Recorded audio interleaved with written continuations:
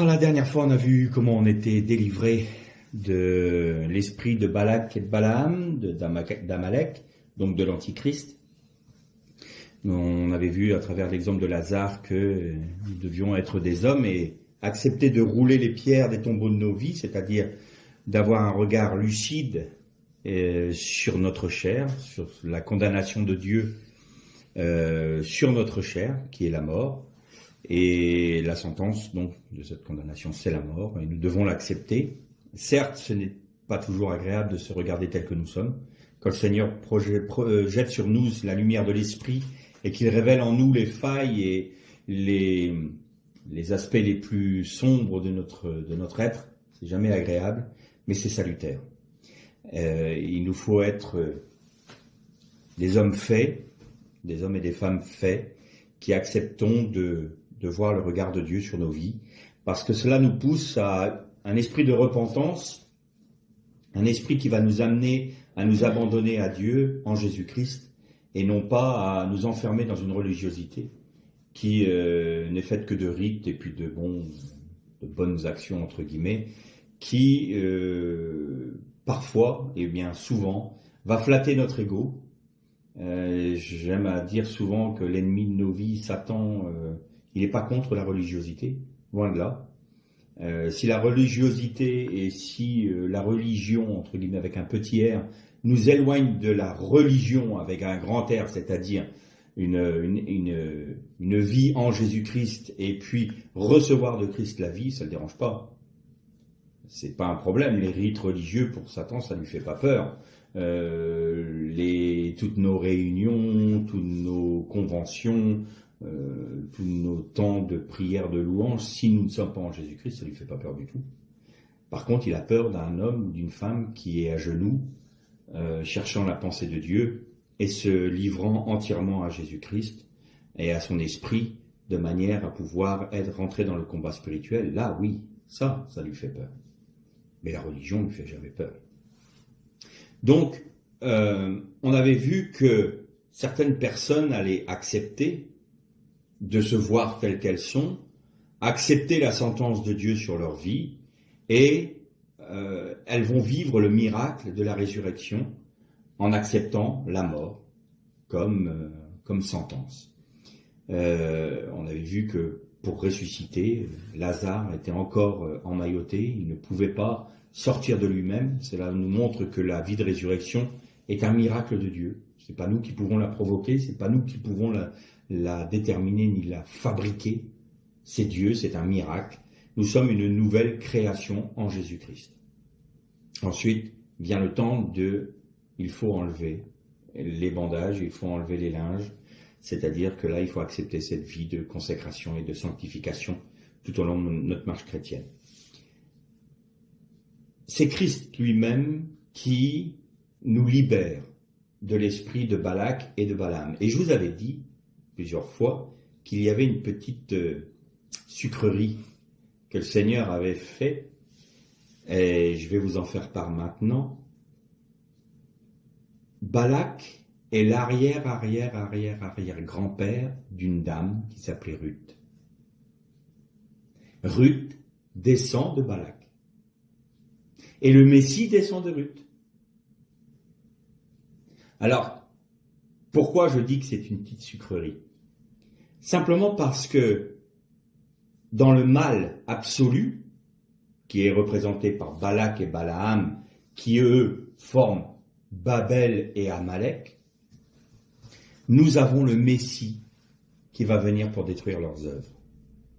Et ça, c'est une petite, j'appelle ça l'humour de Dieu. C'est comme Balaam, il était issu d'une famille qui normalement aurait dû être alliée à Israël. Et il est devenu Balaam, cet esprit autant démoniaque que capable d'entendre l'esprit de Dieu. Dieu aime bien mettre la confusion chez ses ennemis. On le voit à plusieurs reprises. On le voit dans le livre d'Esther, quand Aman, descendant d'Amalek, veut détruire le peuple d'Israël. Il est sûr, lui, certain que le roi le fait appeler, rappelez-vous, pour le combler d'honneur.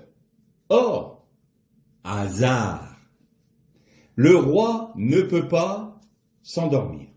Il est incapable, il a une insomnie, et qu'est-ce qu'il fait? Il prend le somnifère de l'époque. C'est-à-dire, il se fait lire les chroniques du royaume. Il n'y a rien de tel pour vous plomber l'ambiance et vous donner un bon coup de fatigue et vous endormir. Donc, il fait lire les chroniques du royaume. Et puis, tout d'un coup, on lui lit la fois où Mardochai, donc Mardoché, a déjoué un complot contre lui. Et puis là, le roi se dit, mais qu'est-ce qu'a reçu Mardoché pour le service qu'il m'a rendu? Et donc le scribe, il dit, rien, sire. Il n'a rien reçu. Comment ça, il n'a rien reçu? Celle-là, alors, elle est raide. Et donc il fait appeler Aman. Aman, il arrive, il dit, devant le roi, et puis, dis-moi, Aman, si tu avais un homme que tu voudrais honorer le plus possible, que ferais-tu? Certain que c'était lui. Écoutez, sire, il y a une chose que je ferais. Le manteau royal, je le mettrai sur ses épaules. Je prendrai le meilleur cheval du roi, un cheval sur lequel le roi s'est assis, et je lui donnerai. Et je ferai en sorte que le plus haut dignitaire du royaume prenne la bride du cheval et fasse parcourir le cheval avec celui que tu veux honorer dans toute la ville de la capitale, dans toute la ville de Suse, pour dire voilà comment le roi honore celui qu'il aime. Et le roi dit parfait. Fais tout ce que tu as dit, c'est très bien, très bonne idée. Va chercher Mardoché et fais-le pour lui, ce que tu viens de me dire. Ce petit humour de Dieu. Et là on le retrouve. Balak, je vais détruire le peuple d'Israël. Je vais le détruire. Je ne veux plus qu'il soit sur la surface de la terre. Attends Balak, non seulement tu ne vas pas le détruire, mais le Messie, il va sortir même de tes entrailles. Tu ne sais pas, mais il sortira de tes entrailles. Et non seulement il restaurera Israël, et ce sera le royaume perpétuel d'Israël, mais ce sera la mort pour ton peuple. Ça, c'est l'humour de Dieu. Qu'est-ce que ça veut dire? Spirituellement, il y a des leçons à retenir de cela. Il n'y a jamais de cause désespérée pour nous. Du plus sombre des tombeaux que l'on a dans nos vies, de la plus sombre histoire que nous ayons, des pires péchés que nous ayons pu commettre, à partir du moment où nous acceptons de regarder ce que nous sommes en Jésus-Christ et que nous nous repentons, c'est-à-dire que nous faisons teshuva, nous nous détournons de nos péchés pour nous tourner vers Christ, le Messie naîtra en nous. Même si nous avons été animés d'un esprit de Balak, de Balaam, qui nous donne Amalek et Babel, l'esprit du Messie peut jaillir en nous à partir du moment où nous le décidons, où nous l'acceptons. Et c'est ce que nous donne cet enseignement. Il n'y a pas de désespoir. Balak et Balaam voulaient détruire Israël, mais le Messie est sorti de Balak. Amalek, il est de la famille d'Israël. Esav était le frère jumeau de Yaakov. Et c'est le petit-fils, Amalek, c'est le petit-fils d'Esav. Vous voyez que même si on veut détruire le peuple de Dieu, Dieu fait le bilboul. Vous vous souvenez, je vous ai donné cette expression. C'est-à-dire, il va détourner le mal pour faire du bien. Et il va produire la vie de résurrection, là où la mort est présente. Et donc, celui qui accepte de perdre sa vie pour Christ, il a l'assurance de voir la manifestation du Messie dans sa vie. C'est une évidence, parce que c'est biblique, et non seulement ça, mais parce que Dieu le désire plus que nous-mêmes. Bien souvent, Dieu veut voir grandir Christ en nous bien plus que nous le souhaitons. Et on va voir dans la suite de la méditation que c'est une vérité extrêmement importante et une des raisons, je ne dis pas que c'est la seule, mais c'est une des principales raisons pour laquelle Dieu ne peut pas répondre à nos prières. sur certains points. On va voir ça ensemble tout à l'heure. Mais on ne va pas brûler les étapes. Donc, on a ceux qui se laissent arrêter, je parle en termes d'individus, par l'accusateur. Ils sont entiers pour Dieu, ils aiment Dieu, ils veulent le suivre, ils veulent marcher selon son conseil, mais ils sont bloqués par leur faiblesse. Et quand ils voient leur faiblesse, ils s'imaginent qu'ils sont encore sous la condamnation. À ces frères et ces sœurs-là, je leur dis, non, ne regardez plus à vos faiblesses, mais regardez à votre force qui est Christ. Si vous regardez les vagues, vous allez sombrer. Mais si vous regardez à Christ, alors vous êtes plus que vainqueur. Et non, on ne peut pas laisser l'accusateur nous toucher, puisqu'en Jésus-Christ, nous dit la Bible, il n'y a plus de condamnation. Donc oui, nous sommes faibles, oui, nous sommes dans la chair, mais vous allez voir quelle est la vie spirituelle qui est en vous, qui a de la valeur et qui a de l'importance. Ce n'est pas votre faiblesse, c'est la puissance de la vie du Christ, et nous allons, dans la dernière partie de la méditation, vous allez comprendre tout à fait ce dont je parle. Donc retenez juste une chose, il y a une vie en vous qui est pure, qui est sainte, qui est sanctifiée, qui est sans ride, qui est sans tache. Même si vous voyez que parfois l'enveloppe n'est pas belle. Il y a une deuxième catégorie qui, eux, ils en prennent et ils en laissent. Oui, je veux bien suivre le Seigneur, mais moi je veux juste le Seigneur pour les gains. À cela, je dis attention, vous êtes sur un chemin extrêmement dangereux. Parce que vous avez un pied qui cloche d'un côté et de l'autre, vous n'arrivez pas à vous décider, vous avez envie de sauver votre vie charnelle tout en ayant les bénéfices d'une vie spirituelle, au bout d'un moment, vous allez être obligé de choisir. Alors soit vous allez choisir vraiment pour Dieu, soit vous allez choisir de retourner dans le monde. Mais attention, vous êtes sur un chemin extrêmement dangereux là, parce que vous êtes des hommes indécis. Jésus disait de ceux qui étaient tièdes, vous vous souvenez, dans cette église d'Asie, le conseil que le Seigneur donnait, que tu puisses être bouillant ou froid, mais tiède, moi je te vomis de ma bouche. Je te vomis. Les mots sont extrêmement forts. Je vais te vomir si tu es tiède. Donc, tu ne peux pas être entièrement pour moi si tu es un coup, je vais satisfaire mon cœur, ma vie, ma chair, et puis de l'autre, je veux quand même bien avoir le salut, je veux quand même bien avoir les bénéfices, la guérison, les miracles, voilà. Et là, on est dans l'absolu du nicolaïsme, c'est-à-dire que on fait tout ce qu'on a envie, et on veut que Dieu nous pardonne de tout. C'est-à-dire qu'on peut être débauché spirituellement et même humainement, physiquement, on peut, voilà, c'est la doctrine de la prospérité, la doctrine de vous allez avoir des triomphes. Moi, je suis toujours extrêmement méfiant vers ces grands messages d'encouragement que l'on voit de certains hommes de Dieu qui nous disent, qui se disent pasteurs, qui sont peut-être, mais qui fassent attention à ce qu'ils disent. Ta destinée est libérée à partir de maintenant. Il faut que tu te réalises. Oh là là, ça c'est un peu le système aujourd'hui où vous savez on est obligé de congratuler pour dire je suis une bonne personne, je suis bien. Vous allez voir ce que vous allez voir pour réussir. C'est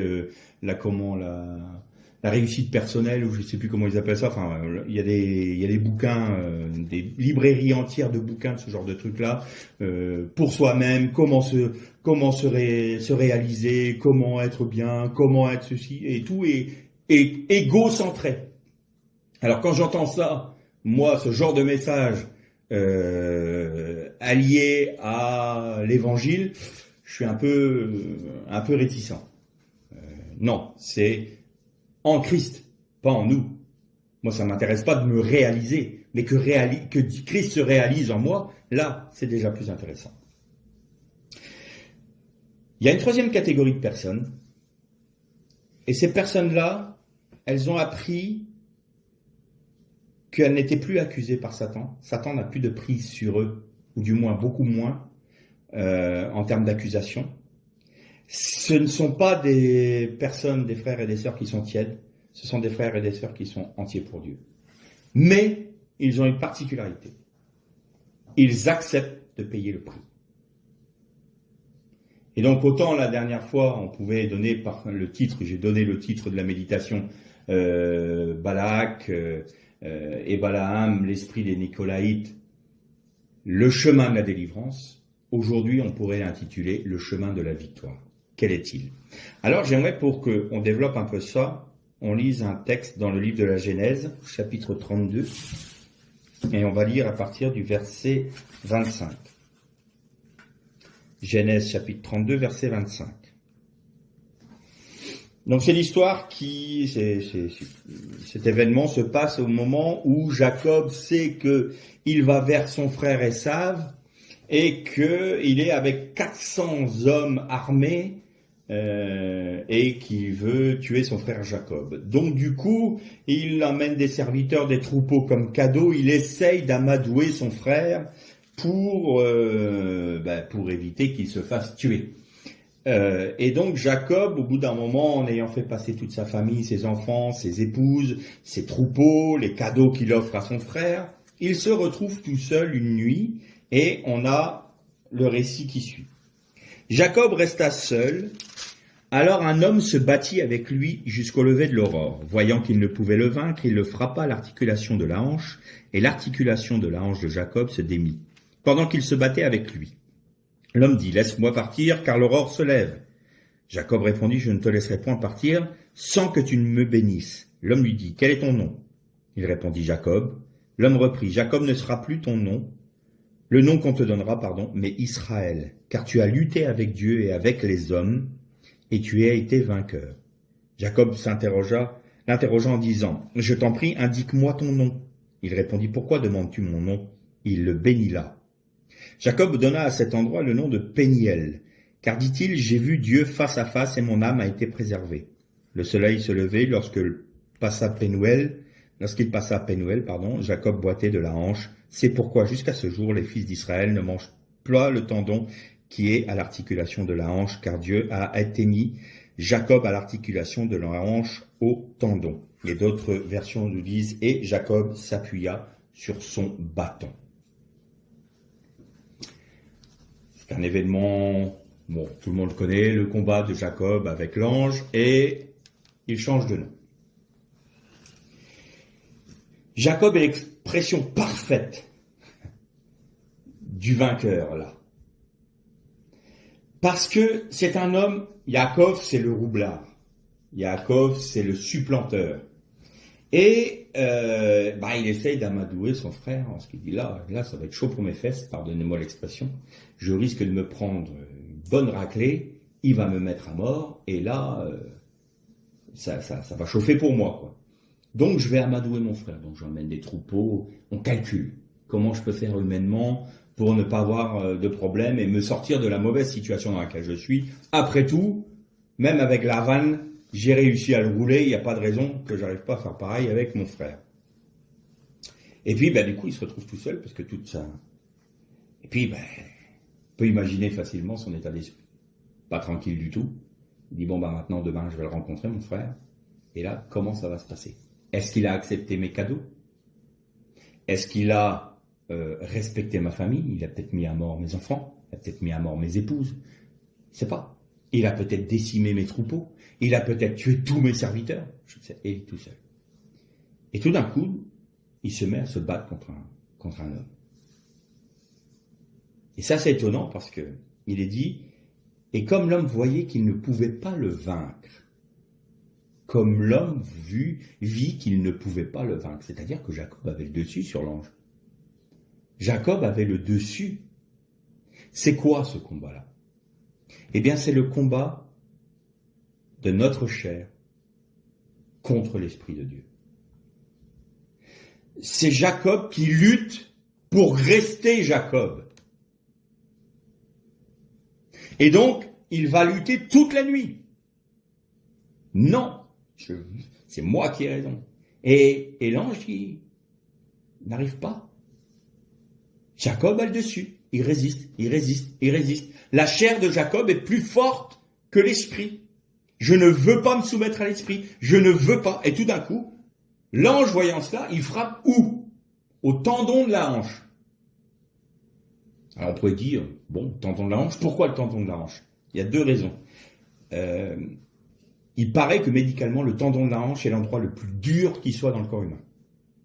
C'est un tendon extrêmement fort, très dur, et pour l'atteindre, il faut vraiment frapper, quoi. Il faut vraiment y aller. Et donc, c'est l'endroit le plus dur de notre anatomie. C'est l'endroit le plus dur de notre chair, on pourrait dire. Et là, l'ange le frappe là. Et ça démet la hanche de Yaakov. Et il se met à boiter. Et alors là, on pourrait dire, là, l'ange, il l'a eu. Il a réussi à vaincre Jacob, puisqu'il lui a démis la hanche. Maintenant, Jacob est estropié. Et qu'est-ce qu'il lui dit? Quel est ton nom? Je m'appelle Yaakov. Ok. Maintenant, on t'appellera plus Yaakov, mais Israël. Israël veut dire Dieu prévaut. Et aussi, celui qui a lutté avec Dieu. Dieu prévaut. Et tu seras nommé Israël parce que tu as lutté contre Dieu et contre les hommes et tu as été vainqueur. Alors là, il faut qu'on m'explique. Il a lutté toute la nuit, il avait le dessus, il arrive au petit matin, l'ange lui démet la hanche et il est vainqueur. Précisément, il est vainqueur parce qu'il est estropié dans sa chair. Il est vainqueur parce qu'il a lutté contre qui? Contre Dieu. Il résistait à Dieu. Et contre les hommes, c'est-à-dire contre... plus précisément, en hébreu, c'est contre Dieu et c'est bassar, contre la chair. Il y a eu une lutte en toi entre l'esprit et la chair. Tu as lutté. Les deux ont lutté. Et tu es vainqueur. Pourquoi tu es vainqueur? Parce que ta chair est brisée. Parce que ta chair est meurtrie. Parce que je t'ai pas donné le choix pour ton salut que de frapper une bonne fois pour toutes ta hanche, c'est-à-dire l'endroit le plus dur de ta chair, de manière à ce que tu ne puisses plus marcher sans un bâton. On retrouvera dans toute la vie de Jacob appuyé sur son bâton, tout le temps. Et tu es vainqueur parce que tu as été vaincu par l'Esprit de Dieu. Et c'est pour ça qu'on va t'appeler Israël. Parce que Dieu prévaut. C'est fini maintenant. Tu n'es plus en train de te dire, je vais calculer pour m'en sortir. Je vais me calculer pour que ma vie soit comme ci, comme ça, comme je l'entends, pour obtenir ce que j'ai envie. Et puis peut-être même rouler les autres pour qu'ils les amener à faire ce que eux, je désire voir faire. C'est-à-dire, je veux manipuler les gens, je veux les contrôler, je veux contrôler ma vie, je veux la diriger comme je l'entends. Et là maintenant, tu ne peux plus. Dieu prévaut. C'est ce que Dieu te demande. C'est ce que Dieu te dit. Maintenant, tu ne peux plus marcher tout seul. Tu es obligé de t'appuyer sur un bâton. Alors, ça peut paraître anodin, le bâton. Mais ça ne l'est pas. Mais avant de parler du bâton, on poursuit ce texte. Et Jacob, il dit, bénis-moi. Je ne peux pas te laisser partir sans que tu me bénisses. Pourquoi? Parce que là, Jacob, il a compris une chose. Il a lutté face à face contre Dieu. Or, il sait très bien que nul ne peut voir la face de Dieu et vivre. C'est la raison pour laquelle il appelle Penuel, Peni, Pene, c'est le visage. El, c'est Dieu. Pene, El, Peniel, qui donne le visage de Dieu. J'ai vu Dieu face à face et mon âme est restée sauve.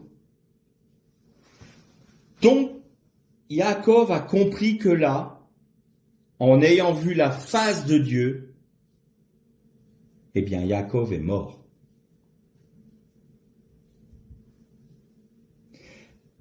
En ayant lutté comme cela. Et ça, c'est Lazare dans le tombeau. Hein. C'est Lazare dans le tombeau. 3 jours, 3 nuits. Kaporet. Tout ce que ta main a dit, tout ce que ta bouche a dit, non, tout ce que ta main a fait, tout ce que ta bouche a dit, tout ce que tu as pensé, qui n'était pas selon le cœur de Dieu, qui est un péché, est pardonné, et tu es marqué par Dieu. Et là, Jacob, il est dans la nuit, il est dans le tombeau. La nuit, c'est le tombeau. La nuit, c'est la lutte de savoir si je veux être pour Dieu, pas pour Dieu. Là, on est vraiment dans le combat spirituel. Il y a un dualisme en nous. Qu'est-ce que je choisis? La vie de l'esprit, la vie de la chair? Comment vais-je marcher? Je ne sais plus comment, je ne sais pas quoi. Oui, mais j'ai pas envie de perdre ma vie. Mais malgré tout, il faudrait que je la perde. Oui, mais j'en veux pas. Et là, il y a un combat en nous. Jusqu'au moment où on dit, oh, Seigneur, j'en peux plus, il faut que tu me bénisses. Parce que cette lutte-là, elle m'épuise. Bénis-moi, d'accord. Et là, il nous frappe un coup décisif à notre chair. Et là, nous ne pouvons plus nous appuyer que sur le bâton. Nous n'avons pas le choix. Mais nous avons vu Dieu face à face. Et donc, notre ancienne nature est morte à ce moment-là parce que nous avons vu la face de Dieu. Et donc, nous ne sommes plus Yaakov, nous devenons Israël. Dieu prévaut. Et Yaakov pouvait dire, j'ai été béni parce que j'ai vu la face de Dieu et mon âme a été préservée. Mon âme a été préservée. Le bâton. En hébreu, ça se dit maté. Il y a, si vous savez qu'il y a une règle de Gematria qui nous fait ramener aux unités tous les chiffres du poids numérique d'un mot. Alors, maté, c'est 54, pardon, le poids numérique. Mais le poids numérique caché, si on revient à l'unité, c'est 9. Il y a un autre mot qui a un poids numérique caché. C'est émet. Émet, c'est la vérité. Et si vous ramenez tout aux unités, vous avez 9 aussi. Donc, le maté, le bâton de Jacob, ou le bâton de Moshe, ou le bâton des prophètes, le bâton a la même valeur numérique que vérité. Vérité se trouve en acrostiche. Alors l'acrostiche, c'est, vous avez des lettres finales dans des mots qui nous forment un mot. Vous voyez ce que je veux dire? Vous prenez 3 mots dans un texte, et leur finale, ou leur initiale, ou des lettres à l'intérieur, forment un autre mot. Donc là, l'exemple tout bête, c'est dans le premier verset, Bereshit bara Elohim, ve'et hashamayim, en haaretz, ve'et haaretz. Très bien. Eh bien, là, vous allez avoir en acrostiche, émet, vérité. Et vous retrouvez cet acrostiche-là dans des lettres finales d'expression des 31 versets de la création et les premiers versets du jour du Shabbat, vous avez 6 fois le mot émet en acrostiche. 6 fois. Pas plus, pas moins. Et ça correspond à la lettre Vav, numéro 6. Et Vav, je vous avais dit que c'était c'est un crochet ou un clou, c'est ce qui fixe 2 réalités. Et le Aleph, c'est 2 Yud qui sont traversés par un Vav. C'est-à-dire que le Aleph, qui est l'expression de Dieu, de l'unité, c'est le Vav et ce qui réunit ce qui est en bas et ce qui est dans les cieux. Ce qui est des eaux d'en bas et des eaux d'en haut. D'en bas et d'en haut. Je vais y arriver. Et le Vav, c'est le Messie. C'est la lettre du Messie. Et 6, pourquoi? Parce que le 6e jour, l'homme a été créé. Donc c'est bien le Fils de l'homme, le Fils de Dieu, mais le Fils de l'homme aussi. Donc c'est vraiment le Messie. Et si vous multipliez 6, donc Vav, par la lettre cachée de Émet et de Maté, vous avez la plénitude 54 du poids numérique du bâton. Jésus disait, je suis la vérité, le chemin et la vérité. Eh bien, Yaakov, en mourant ce soir-là, et en renaissant en tant qu'Israël, ne marchait plus que en s'appuyant sur la vie du Messie, sur la vie du Christ, sur la vérité. Et c'est la raison pour laquelle il avait un maté, un bâton. Il marchait selon l'Esprit de Dieu et appuyé non plus sur ses pensées, sur ses actions, sur ses façons d'être, mais sur le bâton. Il ne pouvait plus marcher de manière autonome. Il était obligé d'avoir un appui. Et cet appui était le seul qui puisse le maintenir debout, qui était le bâton de la vérité, c'est-à-dire Jésus-Christ. Et il en est de même pour nous. À partir du moment où nous avons fait cette expérience-là, l'esprit d'Amalek, l'esprit de Balaam est mis à mort en nous. Mais il n'y a plus de mélange. On n'est plus dans la première catégorie dont j'ai parlé tout à l'heure, de ceux qui se laissent accuser et donc qui sont prostrés dans un coin et qui prennent les coups sans comprendre ce qui leur arrive et puis en disant, ben là, de toute façon, j'ai perdu, c'est fini, moi je suis mort et puis je ne ressusciterai jamais et puis le Seigneur m'a condamné et ils sont sous un joug d'accusation. Et là, il suffit qu'ils ouvrent les yeux et disent, non, je vais mourir, oui, mais c'est une bonne chose. Mes frères et sœurs, laissez-vous mourir. C'est quand on est mort qu'on ressuscite.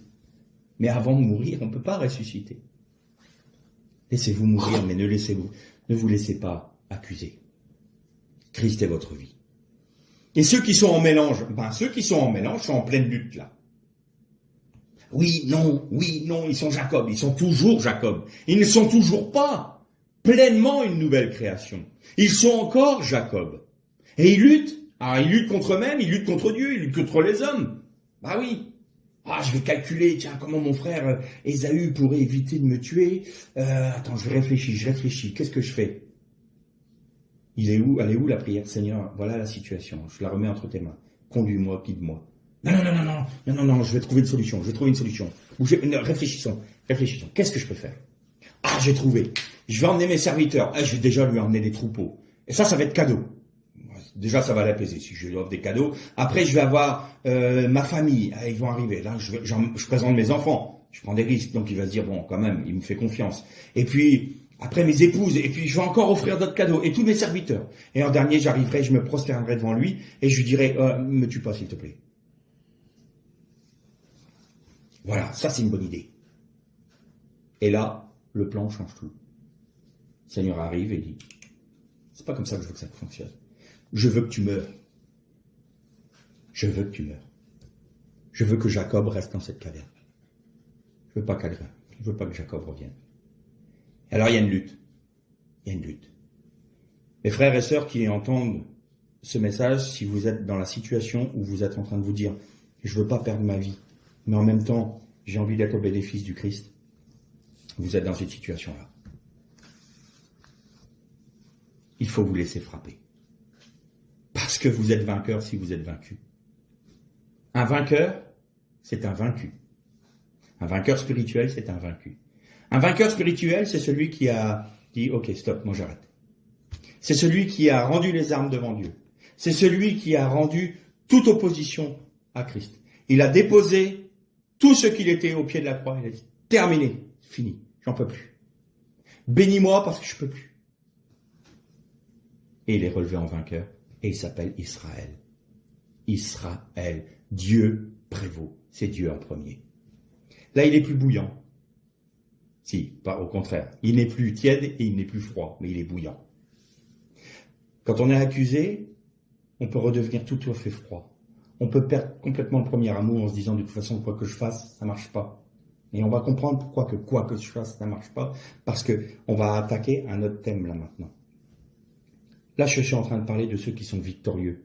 Pas de ceux qui sont tièdes, et pas de ceux qui se laissent marcher dessus par l'ennemi, sous le poids de l'accusation. Alors, où est le secret de la vie spirituelle? On a commencé à avoir un peu une idée en parlant du bâton, c'est-à-dire que le bâton, c'est la vérité, le bâton, c'est la vie du Christ. Donc, on doit s'appuyer sur la vie du Christ. Mais on peut encore avoir l'idée que la vie du Christ est extérieure. Je m'appuie sur Christ, mais Seigneur, aide-moi, comme s'il était extérieur. Maintenant, on va reprendre la pensée concernant Noé.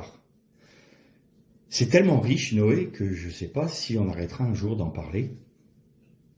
Après, c'est pas forcément étonnant, puisque le Seigneur Jésus avait dit, il en sera du temps de la fin comme du temps de Noé.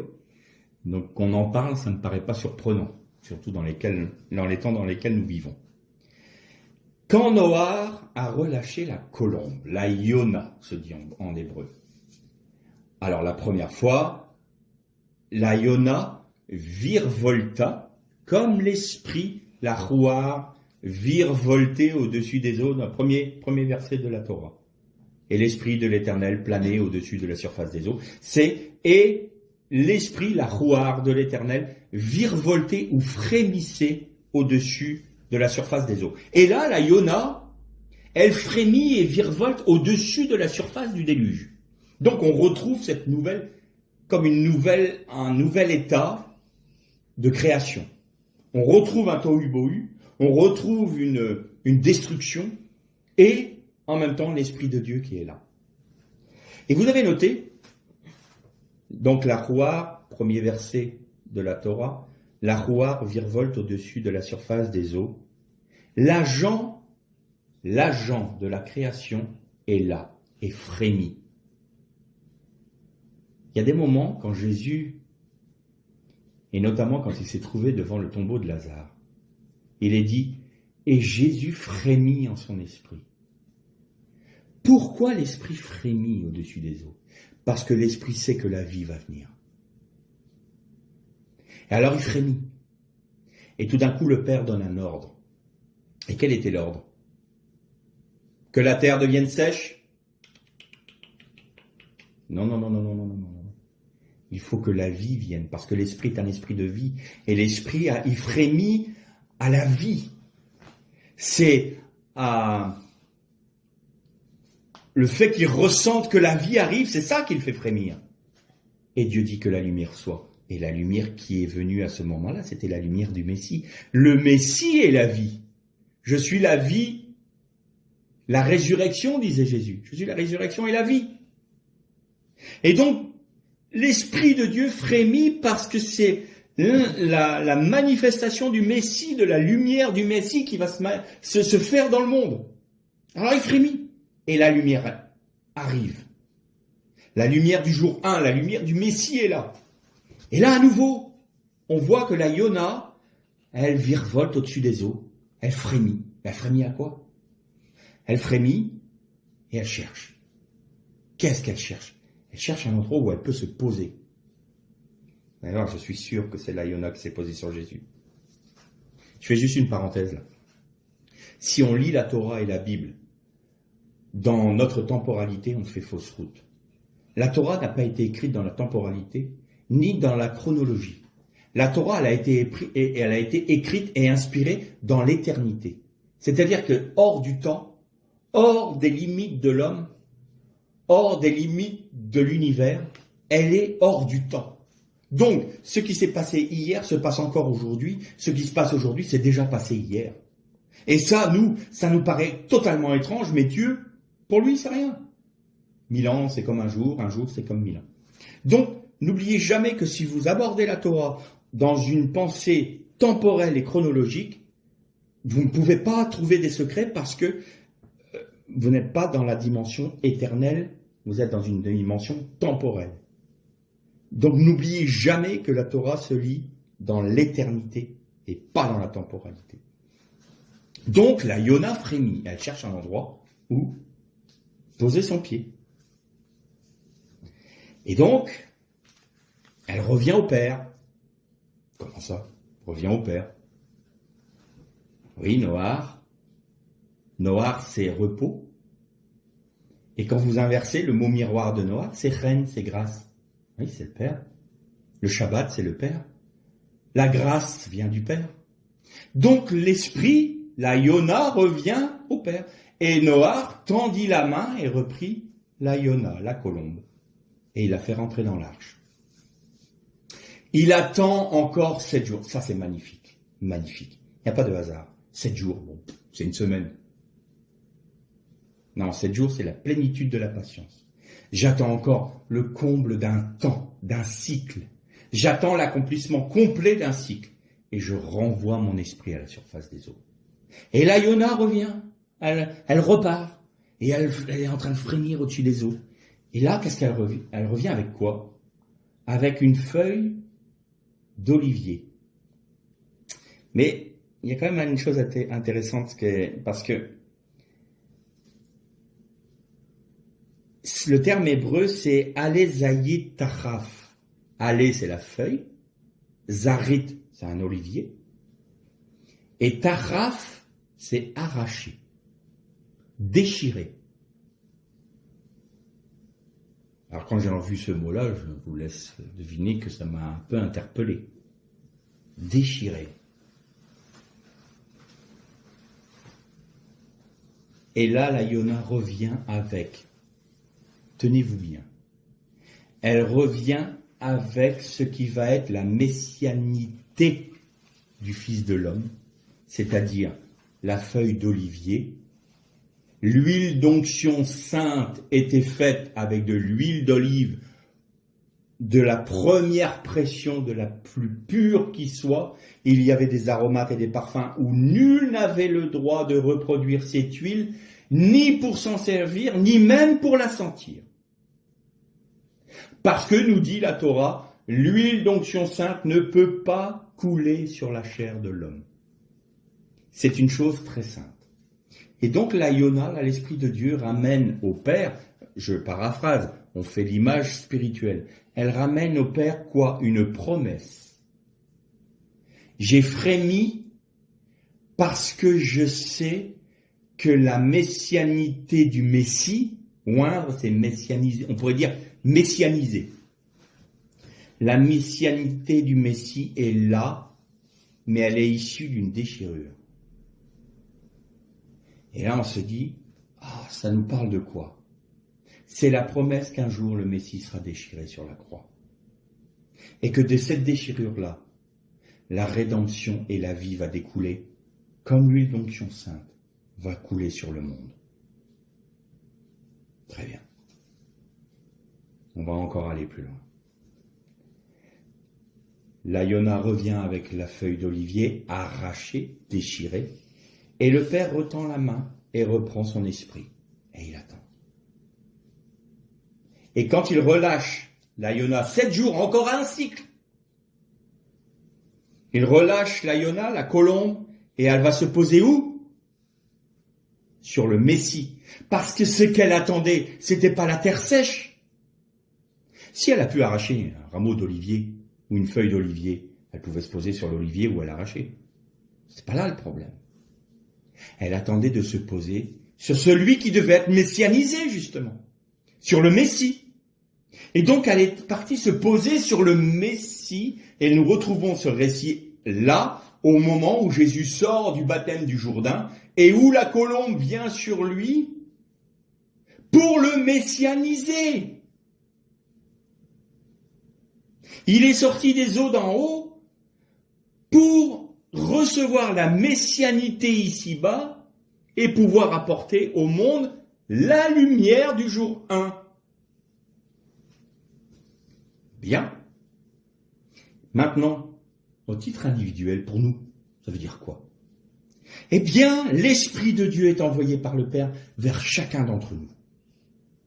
Et l'Esprit, la Yona, le rouard de Dieu virevolte au-dessus de nous et attend un endroit où elle peut se poser. Je peux dire elle, parce que rouard, c'est féminin. L'Esprit, nous on dit un esprit, mais c'est une esprit. L'Esprit de Dieu, c'est féminin. Et la colombe, la Yona, c'est féminin aussi. Donc, elle cherche un endroit où elle peut se poser. Et qu'est-ce qu'elle voit en nous? Quand nous sommes abattus par l'accusation, quand nous sommes là en train de lutter pour savoir si on va garder notre chair ou pas. Mais qu'est-ce qu'elle voit à ce moment-là? Elle voit de la chair. Elle voit du tohu vavohu. Elle voit l'eau du déluge sur nous. Elle ne peut pas se poser. Elle ne peut pas se poser. Elle attend quoi? Une promesse. Et c'est quoi cette promesse? Une déchirure. Elle attend une déchirure. Et quand elle voit une déchirure se faire chez quelqu'un, elle revient au Père, elle dit, ô Éternel, là, chez cet individu-là, j'ai vu une déchirure. C'est une promesse de messianisation. Chez un tel, c'est une promesse de messianisation. Mais laisse encore un cycle de temps, de manière à ce que la déchirure se fasse mieux. Et Dieu va faire en sorte que la déchirure se fasse mieux. Vous vous rappelez du bon... jardinier qui voulait s'occuper du figuier qui portait pas de fruits. Le maître avait dit, bon, il porte plus de fruits, vous le coupez et on s'en débarrasse. Et le responsable du verger qui dit, non, laisse-moi encore un an. Et je vais travailler son pied, je vais lui mettre je vais attendre. Et s'il est là, s'il porte plus de fruits, alors tu pourras le couper et le mettre au feu. Et Dieu dit, il y a une promesse de déchirure. Attends, je donne encore un an. Je donne encore un cycle de temps de patience. Je laisse la déchirure faire son œuvre. Je laisse l'arbre porter du fruit. Il doit être malade au niveau des racines, mais laisse ce combat-là. Là, mon esprit est en train de combattre. Mais j'attends qu'Israël naisse. Ça se déchire. Ça commence à se déchirer. Et puis là, tout d'un coup, l'Esprit de Dieu nous frappe. Il nous frappe à l'endroit le plus dur de notre être. Et nous cédons. Et là, c'est une déchirure qui se fait en nous. La chair est déchirée. Tout comme étant sur la croix, Jésus a été déchiré pour nos péchés. Eh bien, le voile se déchire pour nous aussi. Nous rentrons dans le Saint des Saints. Nous avons possibilité, nous avons un accès au caporette. Nous avons la possibilité d'entrer dans la pensée de Dieu, dans le cœur de Dieu. Il y a une déchirure. Et la déchirure, elle révèle quoi ? Elle révèle la vie du Christ qui a été mis en nous par l'Esprit. Et alors la Yona revient, la Rouah revient et vient messianiser le Christ qui est en nous. Et l'onction coule non pas sur nous et notre chair, mais sur Christ qui est en nous. Et c'est lui qui est oint, pas nous. C'est cette vie-là qui est ointe. C'est cette vie-là dont je disais tout à l'heure, vous avez en vous une vie qui est pure, sans tache, et c'est cette vie-là que le Saint-Esprit veut oindre. C'est ça le baptême dans le Saint-Esprit. C'est être oint, laisser Christ en nous être messianisé par l'Esprit de Dieu. Et l'Esprit de Dieu viendra sur vous, et il prendra tout ce qui est de moi, et vous le révélera. C'est Christ. Mais si nous voulons pas, si nous n'acceptons pas d'être déchirés, nous ne pouvons pas être oints. Alors, je vais terminer sur un plan collectif. Là, c'est pour les individus. Si vous voulez vivre pleinement la vie de résurrection et la vie de l'onction, il faut accepter d'être déchiré par Dieu, d'être brisé par lui, pour laisser Christ apparaître. Et quand Christ sortira des eaux du tohu vavohu que nous sommes, si nous laissons le Christ sortir du Jourdain, il sera messianisé en nous et nous vivrons de la vie du Christ, nous marcherons sur le bâton qui est la vérité, nous aurons le maté. Nous ne serons plus des Jacob, nous serons des Israël. Donc ça, c'est pour chacun de nous. Maintenant, il y a des moments où on peut se poser la question, on se dit, mais Seigneur, on ne comprend pas.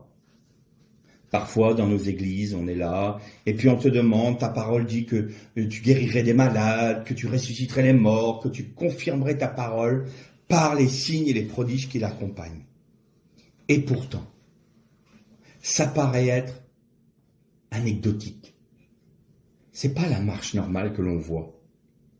Et on se pose des questions. Et je me suis posé des questions. Alors, je dis pas que c'est seulement pour ça, mais je crois qu'en termes d'assemblée, on a deux écueils. Et on va essayer, juste pour terminer, de développer un peu ça.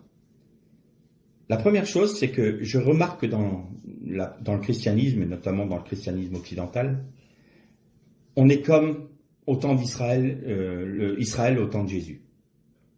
Jésus parcourait tout le pays d'Israël, il guérissait les malades, il ressuscitait les morts, il donnait à manger, il guérissait, il était là, il apportait, il confirmait qu'il était messianisé.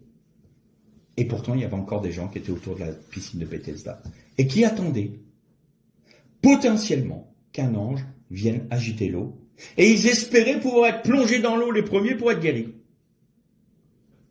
C'était occasionnel. Il y avait même un homme qui, pendant 38 ans, est resté là à attendre que quelqu'un le pousse dans l'eau quand l'ange agitait l'eau. Mais personne ne l'a poussé. Puis Jésus arrive auprès de la piscine, il dit, ça fait combien de temps que tu es là? 38 ans. 38 ans. Vous imaginez 38 ans, tous les jours auprès de la piscine parce qu'on est paralysé? 38 années. Et Jésus dit, mais crois-tu que je suis le Messie? Oui. Lève-toi et marche. Et là, en un instant, il est guéri. Pourquoi il a été guéri à ce moment-là? Parce qu'il a été mis au contact de celui qui est messianisé. Pas une religion, pas le culte du temple, pas les bonnes façons de vivre que prônaient les rabbins. Il a été mis au contact avec le messianisé, celui qui est oint de l'Esprit de Dieu. Et l'Esprit de Dieu est sur moi, il m'a oint, dit Jésus. Il m'a oint, je suis messianisé par l'Esprit de Dieu. C'est moi qui guéris les malades, qui ressuscite les morts, qui redonne la vue aux aveugles. Je suis venu apporter quoi? Le repos. Ah d'accord. Et ça veut dire quoi concrètement? Eh bien on va le lire. Psaume 133. Ah vous allez reconnaître, hein, on en a fait un cantique. Un petit cantique, un petit cœur. Psaume 133. Alors je vais vous le lire en hébreu. Pourquoi je vais vous le lire en hébreu? Parce que vous allez reconnaître le cantique. Alors par les premières phrases, parce que ça c'est cantique des degrés, c'est Shir HaMahalot de les David. Inematov umanahim. Shevet achim gam yachad. Kashemen atov ala rosh. Yored ala zachan. Zekan Ahon.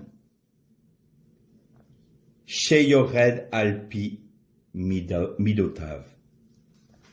Oh, qu'il est doux, qu'il est bon, qu'il est doux pour des frères, de vivre dans une étroite union.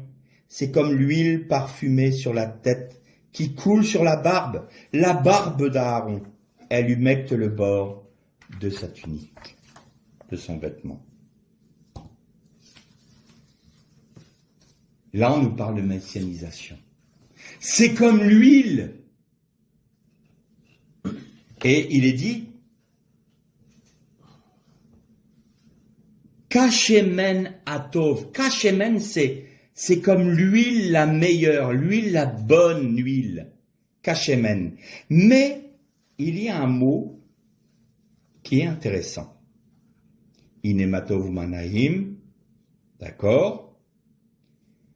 Shevet achim. Ah, ce mot-là, il est intéressant. Parce que nous, on dit, il est doux de vivre dans une étroite union, ou unis dans un même amour. Mais Shevet, c'est exactement les mêmes lettres qu'un autre mot, Shabbat. Shevet, vous avez un shin, un bet et un tet. Et un tav, pardon. Et là, vous avez Shabbat. On pourrait le traduire, oh qu'il est bon, qu'il est doux pour des frères, de vivre dans le repos. De qui? Shevet, encore un autre terme qui peut être, c'est Shem, c'est le nom. Dans le repos du nom de l'Éternel. Oh, qu'il est bon, qu'il est doux pour des frères de vivre dans le repos du Shabbat de Dieu. C'est comme la meilleure des huiles qui coule sur la barbe d'Aaron.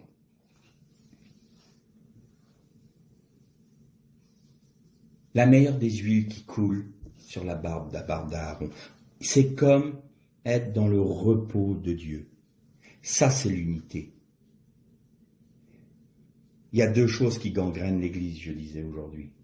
La première, qui n'est pas concernée par ce passage-là, c'est que l'Église croit qu'elle doit faire des choses pour Dieu.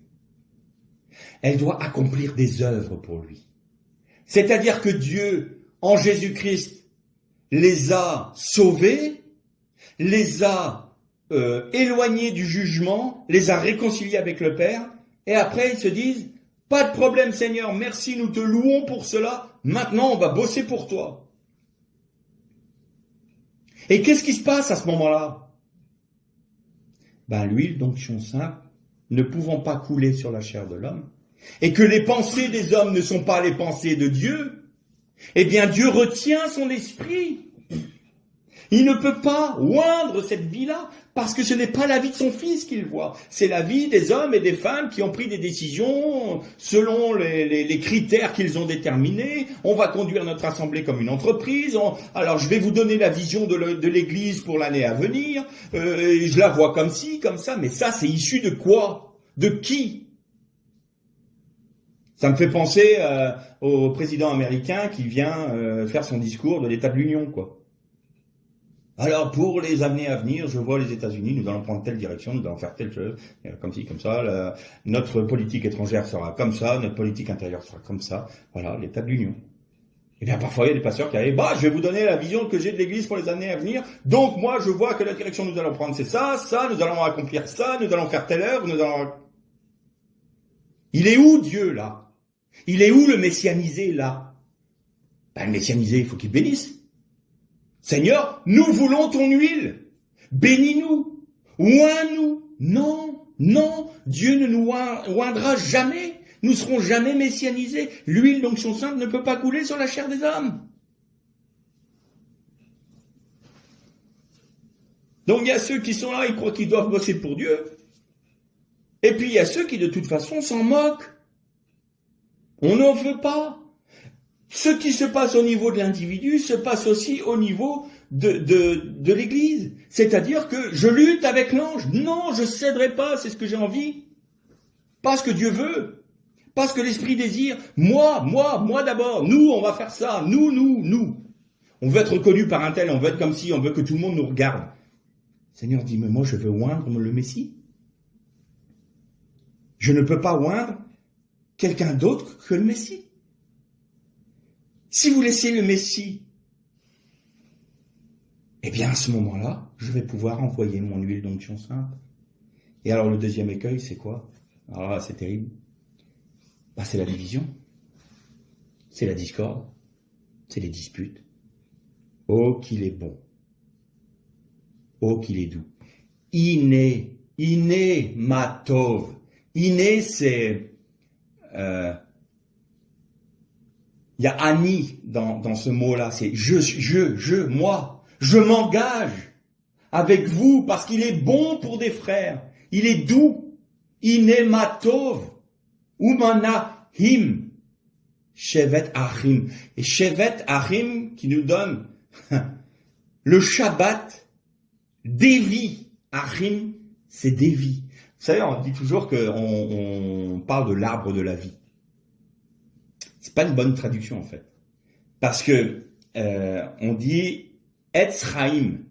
Etz, l'arbre. Chaim, de la vie. Mais en fait, c'est Chaim, c'est Devi.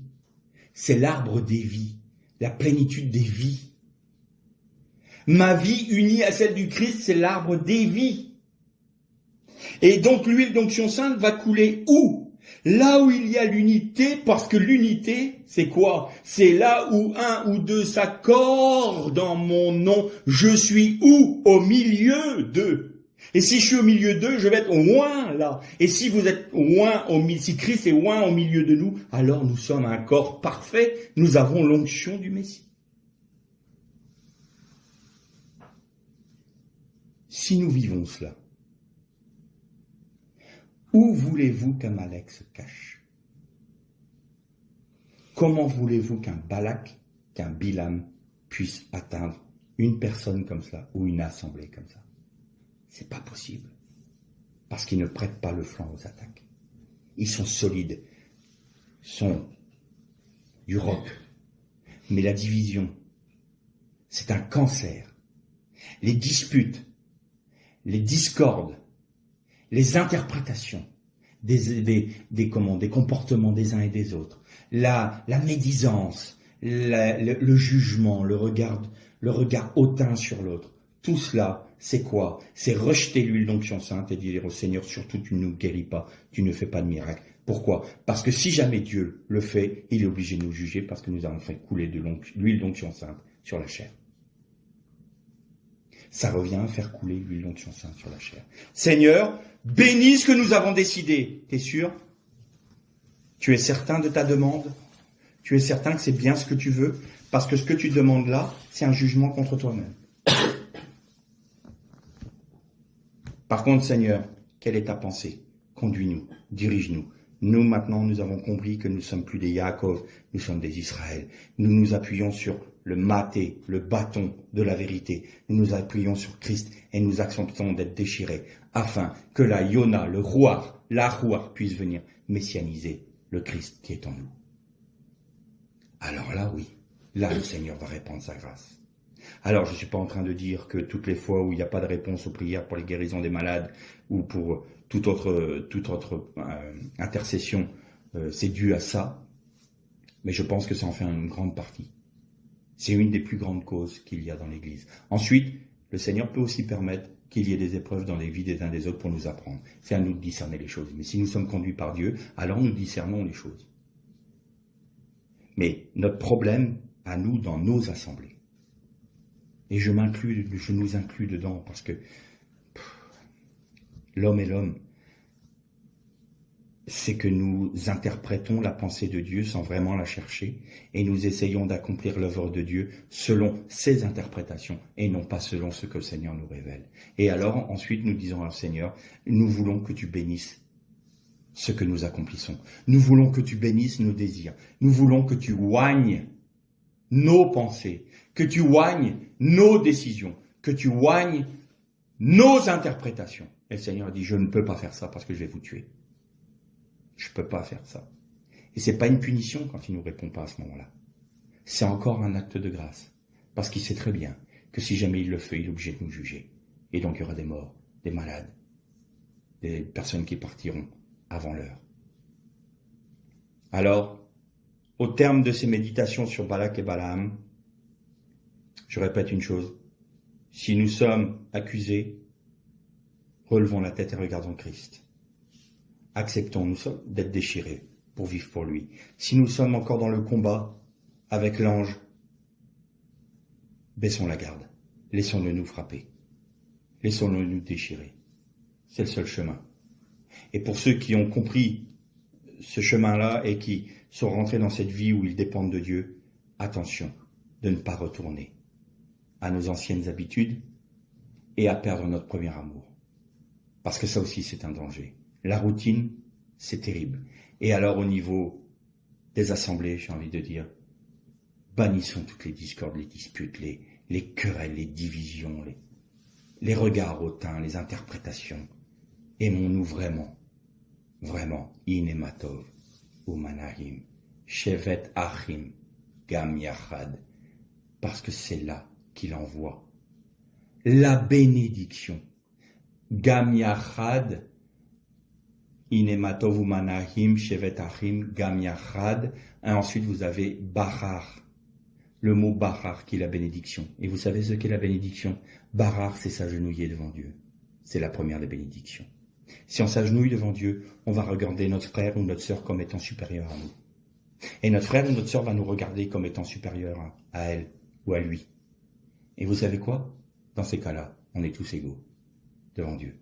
Il n'y a pas un qui supplante l'autre. Il n'y a pas un qui peut regarder l'autre avec condescendance. Il n'y a pas l'autre qui va se sentir écrasé par le frère un tel ou la sœur un tel. Non, en Jésus-Christ, nous sommes tous au même niveau. Inematov Umanaim, Shevet Harim, Gam Yachad. Rentrons dans le repos du Shabbat de l'Éternel. L'Ech le Shalom.